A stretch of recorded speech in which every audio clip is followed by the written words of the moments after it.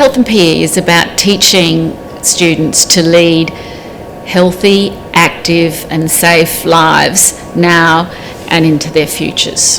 We're now in a position for the first time in our history where we have a nationally agreed framework for what health and physical education and what quality health and physical education can look like.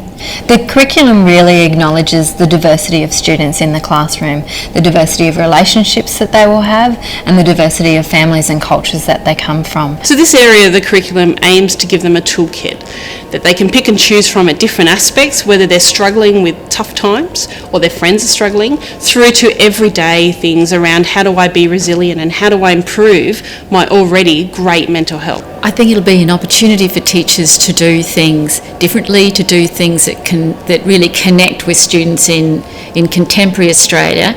So the new curriculum will actually help young people to have respectful relationships when they're older, safe relationships, informed relationships, and relationships that they feel happy about. To have a young person who knows themselves best around their own mental health and their own well-being is vital for a good and happy life. It's quite exciting that it will allow teachers and students to be able to explore the issues that are important to them in a safe way. Be a range of health issues to do with the individual and community. So those health issues will be around alcohol and other drugs, sexuality and relationships, food and nutrition, for example. Just like it's important for us to teach students to read and write and to build those foundations in the early years, so it is for us to build those foundations of movement for students in the early years. Most parents and carers are really concerned about the messages that their children receive from the media and the outside world. The approach that we have woven across health and PE is to make sure all students engage.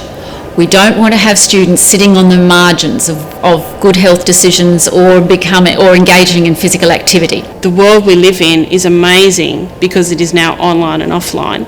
And because of that, we also need to have the skills that young people need to develop relationships that are positive online, that brings them a sense of community, as well as online and offline. So you have a sense of community that is in both worlds. Children and young people are learning about relationships all of the time. It's teaching things like, decision making, being assertive, how to be a good friend, knowing about, well, what do I do if I do think I've got a crush on somebody? Is that safe or isn't it? We could talk about movement skills being skills in relation to locomotor and non-locomotor movement skills. So providing opportunities where students can develop running, jumping, striking, leaping, bounding type activity in a variety of contexts in which they have the opportunity to do those. There's going to be something in it for everyone.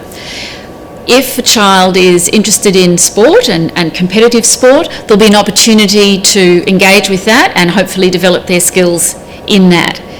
But if the student has interests in more individual sports or more aesthetic, there's also an opportunity for them to excel in that area. I know a lot of parents get quite concerned about hearing that relationships and sexuality is taught in primary school. I think the thing to remember is that it's done age appropriately. They're just learning about their bodies and being safe, the feelings that they have, and how to have friendships. The young person will learn how they feel, how others feel, and actually how to seek help and break stigma. It's really important to give people opportunities to find ways to move in a lifestyle that's becoming increasingly sedentary.